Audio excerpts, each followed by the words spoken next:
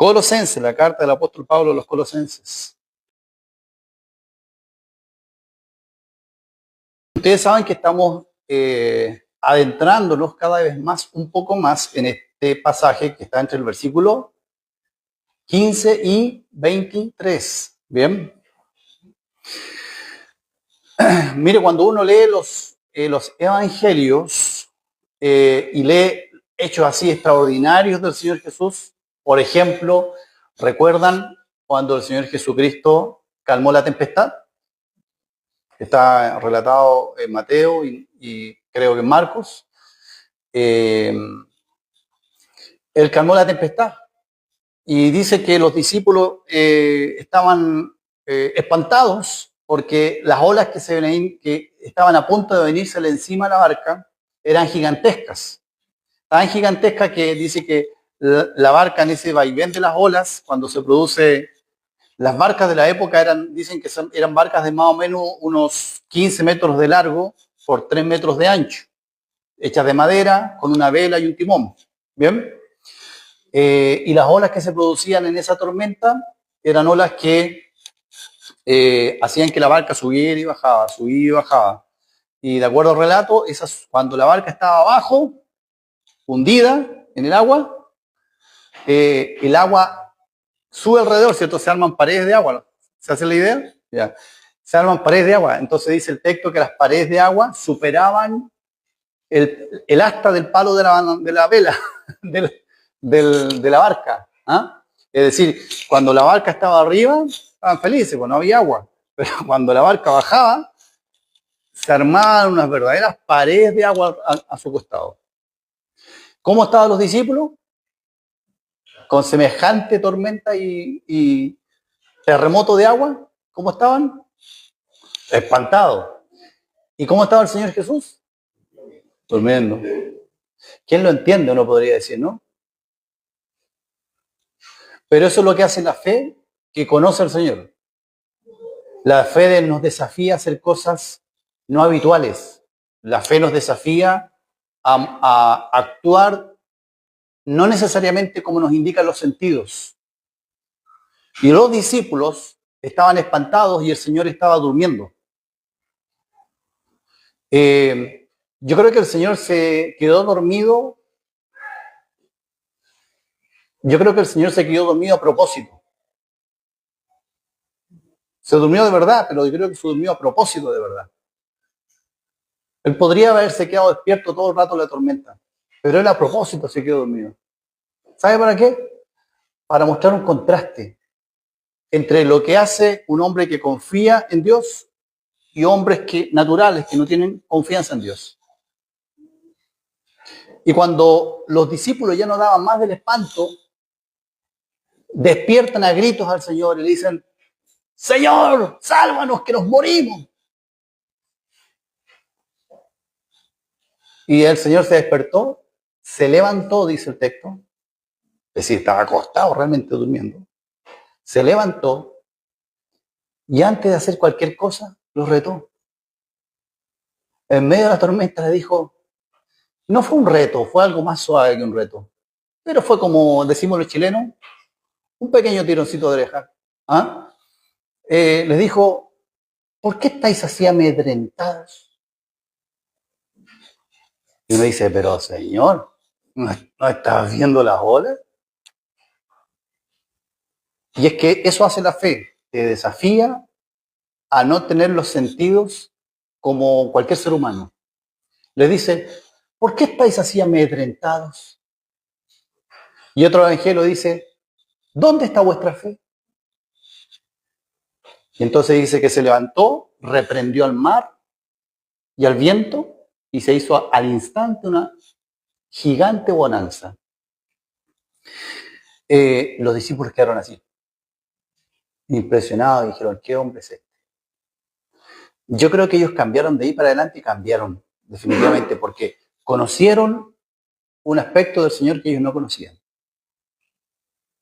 que les hizo tener en el Señor Jesús una confianza muy grande al darse cuenta el tremendo poder que tenía ese Jesús, que aún los vientos y el mar le obedecen.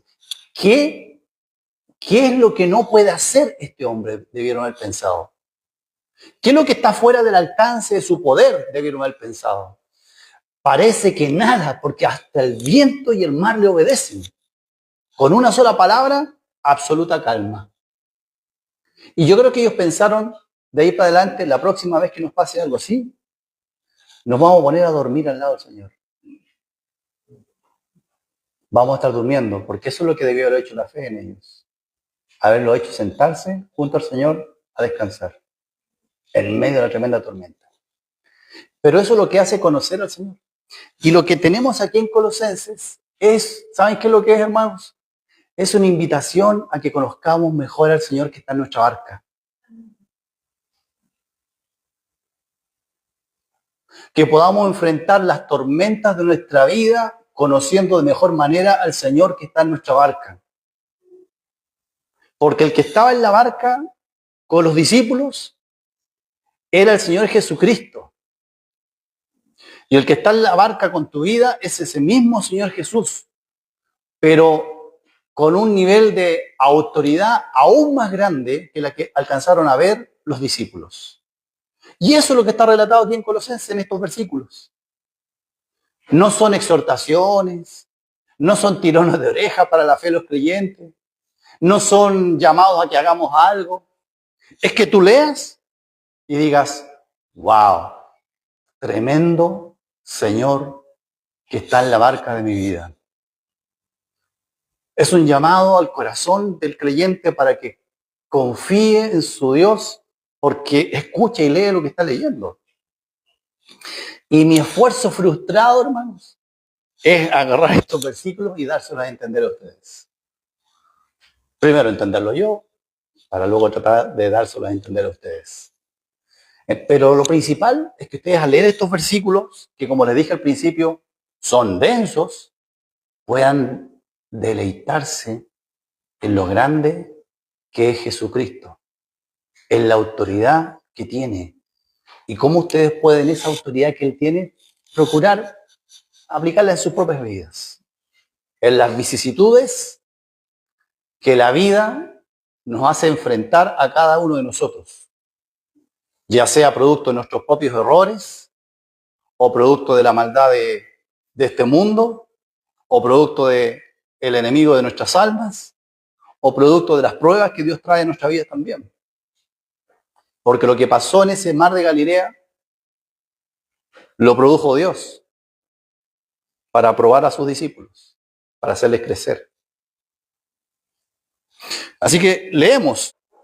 Dice así, Él es, versículo 15, Él es la imagen del Dios invisible, el primogénito de toda creación, porque en Él fueron creadas todas las cosas, las que hay en los cielos y en la tierra, visibles e invisibles, sean tronos, sean dominios, sean potestades, principados, sean potestades, todo fue creado por medio de Él y para Él.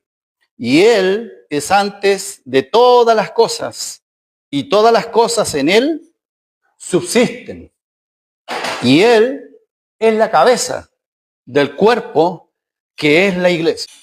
Hemos destacado en amarillo la última frase, y Él es la cabeza del cuerpo que es la iglesia. Lo destacamos en amarillo porque ahí termina una frase, una estrofa de toda esta declaración que el apóstol Pablo está haciendo. Esta es una estrofa completa. Termina a la mitad del versículo 18. Yo sé que nosotros tendemos a guiarnos por versículos completos, pero a la mitad del versículo 18 termina una primera estrofa. ¿Se entiende eso? ¿Sí? Bien. Y lo que hemos dicho, que dice la primera parte, Él es la imagen del Dios invisible. En otras palabras, Él es Dios. Jesucristo, nuestro Señor, es Dios, pero que tiene una misión, dentro de Dios, de la divinidad, tiene una misión específica y especial. Jesucristo, el Hijo, ¿sabe cuál es el rol de Él dentro de Dios? Su rol es revelar a Dios, mostrarnos a Dios, enseñarnos a Dios. Si Jesucristo no hablara nunca, nosotros no podríamos conocer a Dios. Dice la palabra de Dios que a Dios nadie le vio jamás. Nadie. Pero agrega así, el unigénito Hijo que está en el seno del Padre, Él le ha dado a conocer, Él le ha revelado. Y es más, si Él no lo revela, no podemos conocerlo. Así que la primera frase, Él es la imagen del Dios invisible, es eso. Él es Dios. Él es tremendo, Él es gigante. Y la misión específica que tiene Dios es enseñarte, mostrarte a ti acerca de Dios. Y después dice, Él es el primogénito de toda creación. Y ya lo que dijimos ahí, que Él es el que tiene autoridad, eso es lo que quiere decir ahí. Él es el que tiene la autoridad suprema, la autoridad absoluta sobre toda la creación. Miren lo grande que es. Por eso que Él pudo calmar el viento, el mar, y obedecían. Porque Él tiene plena autoridad sobre toda la creación. Para Él calmar el mar, calmar el viento, no era nada. Podría no ni siquiera haber dicho, calla, enmudece. Podría haberlo pensado y se habría calmado el viento. Por eso es que cuando los discípulos querían pescar, Él les dijo así, echen la red a la derecha de la barca y hallarán. Porque prácticamente Él fue el que mandó a los peces meterse a esa red. ¿Por qué? Porque Él tiene plena autoridad sobre toda la creación. Y ahí especifica toda la creación, y ojo, no solo lo visible que ustedes ven. Él tiene autoridad sobre lo visible y sobre lo invisible. Es decir, ¿puede el creyente confiar en un Dios que tiene autoridad plena sobre cualquier cosa invisible que hay en esta creación? Ustedes saben que Hollywood gana millones y millones y millones todos los años. Y cada cierta cantidad de años lanza una película de terror, de miedo, de espíritu, de cosas especiales y de maldad. Exorcismo y cuantas cosas. Pero el creyente tiene en su barca, la barca de su vida, aquel que tiene autoridad sobre absolutamente toda la creación. No hay absolutamente ningún rincón, ningún área, ningún aspecto de la creación que Él no tenga toda la autoridad plena, completa. ¿Podemos descansar? ¿Podemos además gozarnos? ¿Podemos sonreír ahí adentro del corazón, sonreír y tener un Dios tan extraordinario? Que el único Dios verdadero que existe sea este Dios con estas características. Y después sigue diciendo visibles o invisibles y especifica, sean tronos, sean dominios, sean principados, sean potestades, todo fue creado, dice, por medio de Él y para Él. Y todas las cosas en Él, es decir, además Él las mantiene vivas como están. Todo lo que está a tu alrededor, todo lo que ves y lo que no ves, pero en particular todo lo que vemos, se mantiene así porque Él decide mantenerlo de esa manera. Es decir, que cuando el Señor Jesús fue a buscar frutos a la higuera, ¿lo recuerdan? Y no halló frutos, y le dijo a la higuera, nunca nazca o tome fruto nadie de ti. Y al día siguiente la higuera, ¿cómo estaba? Seca. Eso para Él no es nada. Porque yo creo que ni siquiera le mandó secarse la higuera. Por decirlo de alguna manera poética, la higuera vio como el rostro del Creador se le ocultaba y se secó. Se secó. Porque Él es el que sustenta todas las cosas. Podemos estar confiados, podemos gozarnos de que, hermanos, yo sé que nuestro día a día nos agobia. Nuestra a veces falta de trabajo nos agobia. O a veces los sustos de amenaza de enfermedades nos agobian. O a veces sentir que nuestro cuerpo se debilita nos agobia. O a veces pensar en nuestros hijos que están teniendo una situación delicada nos agobia. Nos agobia y nos estresan tantas cosas en nuestra vida. Pero por un momento el creyente puede descansar en su Señor, que es tan grande, tan extraordinario. Y ese Señor ha puesto sus ojos sobre ti para bien. ¿Por qué? ¿Por algo tuyo? No, más encima, nada, por nada tuyo. No depende de lo que tú hagas o prometas hacer. Él ha querido amarte, Él ha querido perdonarte, Él ha querido salvarte. Y lo ha hecho todo para hacerlo. Y por eso el párrafo, esta primera estrofa de este, llamémoslo así, himno o cántico, termina diciendo, y Él es la cabeza del cuerpo que es la iglesia. Es decir, Él, este Señor, este Jesucristo que tiene esta tremenda autoridad, Él es la cabeza del cuerpo que es la iglesia. Ahí lo achiqué un poquito, las letras, para que quepan los siguientes versículos. Ahí está, ¿eh? Los siguientes versículos son el versículo 18 en la mitad hacia adelante. Él, que es el principio, el primogénito de entre los muertos, para que en todo tenga la preeminencia, por cuanto agradó al Padre que en él habitase toda plenitud, y por medio de él reconciliar consigo, ¿qué cosa? Todas las cosas, así las que están en la tierra como las que están en los cielos, haciendo la paz mediante la sangre de su cruz. Y aquí termina una segunda estrofa. Mire, esto que está aquí es la segunda estrofa del himno. Si lo pusiéramos en un cántico sería estrofa 1, estrofa 2. ¿Ya? Y la línea del medio que está en amarillo es como la bisagra de la puerta. En base a esa frasecita giran las dos estrofas. ¿En base a qué frasecita? Que Cristo es la cabeza del cuerpo que es la iglesia. Cristo es la cabeza del cuerpo que es la iglesia. Fíjense que cuando el versículo habla de la creación, no habla de que Él sea la cabeza de la creación y que la creación sea su cuerpo. No habla así.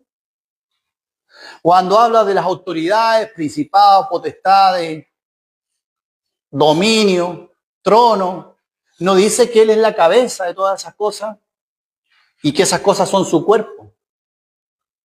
Pero cuando habla del grupo de creyentes de la iglesia, dice que Cristo es ese ser con tal nivel de autoridad que lo único que tiene frente al resto de la creación, lo más preponderante es su autoridad. Pero cuando habla de la iglesia, del conjunto de creyentes, dice, yo soy la cabeza, ellos son mi cuerpo. Y le llama mi iglesia.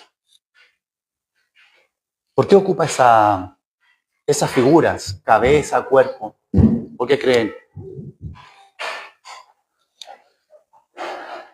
¿Por qué habla, para referirse a la iglesia, habla de cuerpo, cabeza? ¿Por qué, Emma? El líder de todas esas cosas, ¿ok? Por ahí dicen eso, que es el líder. ¿Por qué es el líder? ¿Quién más tiene una opinión? ¿Por qué? ¿Por qué habla en esos términos? ¿Por qué no simplemente dijo, y él es la máxima autoridad de la iglesia? Punto. Si quería decir autoridad. ¿O por qué no dijo, y él es el único gran líder de la iglesia? Si quería decir eso, ¿por qué dijo cabeza y cuerpo? Está hablando de cabeza y de cuerpo, es decir, está hablando de una unión en la cual hay vida, no es simplemente autoridad. No es únicamente autoridad, no es que Jesucristo es nuestro Rey, que tiene plena autoridad, porque así es, y nosotros somos sus súbditos. Que así es. Eso también está en la Biblia. No es que Él es el amo y nosotros somos los siervos, porque eso sí existe y está en la Biblia. Pero cuando Él se refiere al conjunto de creyentes, que es su iglesia, Él dice, yo soy la cabeza y ellos son, mi iglesia es el cuerpo mío. ¿Saben por qué? Porque hay una unión vital. Habló la hermana de sobrevivir.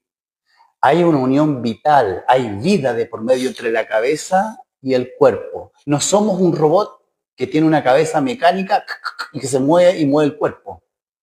No es únicamente instrucciones, sino que hay vida que fluye desde la cabeza hacia el cuerpo. Es un organismo vivo. Hay vida que fluye. Por eso que es algo especial que el Señor Jesús diga, al referirse a toda su creación, diga, eres el primogénito, sobre toda la creación, en Él fueron hechas todas las cosas, por medio de Él fueron hechas todas las cosas, para Él fueron hechas todas las cosas. Y cuando habla de la iglesia dice, y Él es la cabeza de un cuerpo que es su iglesia. Hay una unión aquí, también eso es el otro concepto. La cabeza y el cuerpo están unidos inseparablemente, ¿cierto? La cabeza es el cuerpo, ¿sí o no? Es parte del cuerpo, ¿o no? Es una sola cosa la cabeza y el cuerpo. ¿Ah? Estamos unidos a la cabeza orgánicamente, de manera viva. No nos podemos separar de Jesucristo. Y la vida que tiene el creyente es una vida que viene de Jesucristo, que fluye a partir de Él. Todo lo que recibimos, lo recibimos de Él. ¿Y quién es Él? El que tiene toda autoridad, el extraordinario, el inmenso, que acaba de ser relatado allí. Bien, ahora, fíjese aquí. Ahí están las dos estrofas que parten igual. Por eso son dos estrofas, digamos, identificables como estrofas. Parten igual y por tanto uno puede distinguir que hay dos temas que está tratando allí el versículo, ¿bien? O los versículos. Además, mire, se subrayó el color amarillito las veces que en esa primera estrofa se dice Él. Puede subrayarlo ahí en su Biblia si quiere. ¿Cuántas veces? 6 veces. Ahora miren la segunda estrofa, ¿cuántas veces hay? 6. Es decir, está justo en el medio esa declaración. Y Él es la cabeza del cuerpo que es la iglesia. ¿Sí? Por eso está escrita así, como en poesía, como en himno, como en estrofa poética. Está justo en el medio. Cristo es la cabeza del cuerpo. Somos miembros de su iglesia. Y Él es nuestra cabeza. De Él fluye toda la vida que viene del Señor. Él que es el principio, en esta segunda estrofa. El principio, es decir, la fuente, el origen de todo, la causa de todo. Eso es el principio. El primogénito de los muertos. ¿Se fijan que arriba parte el primogénito de toda creación?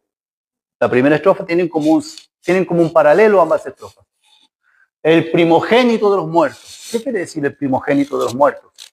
Quiere decir el primero no solamente en orden, el primero en importancia.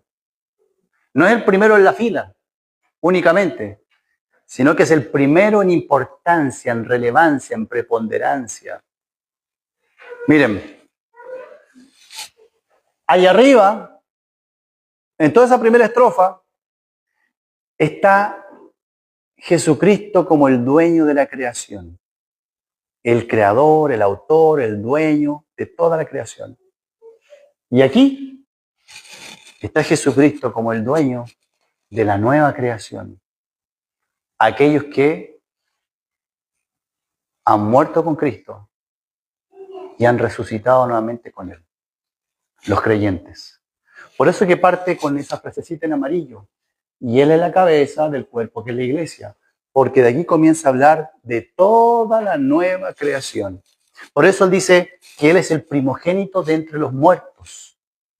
Él es el principal, el más importante, el primero que se levantó de entre los muertos para nunca más volver a morir. Porque Él murió y resucitó. Pero esa virtud te la ha dado también a ti y a mí. Porque el día que nosotros partamos de este mundo y nuestro cuerpo vaya a la tierra, nuestra alma irá a la presencia de Dios. Entonces, Él es el primero de una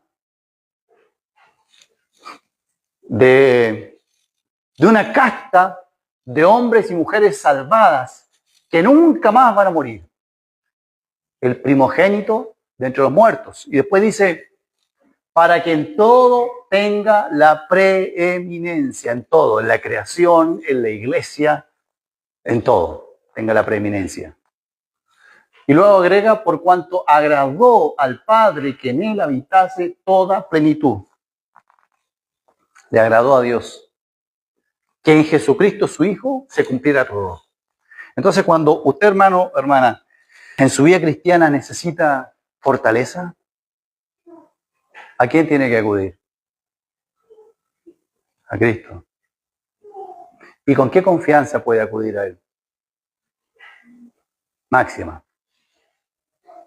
Máxima confianza, porque Él es todo. A Dios le agradó que en Jesucristo se concentrara todo, su Hijo. Eso es su placer. Así que usted puede arrodillarse delante del Señor y decirle, Señor, aquí estoy. Tú conoces mis debilidades, tú conoces mis tribulaciones, tú conoces mis angustias, Señor. Necesito urgentemente de ti. ¿Qué vas a hacer tú? No sé, Señor.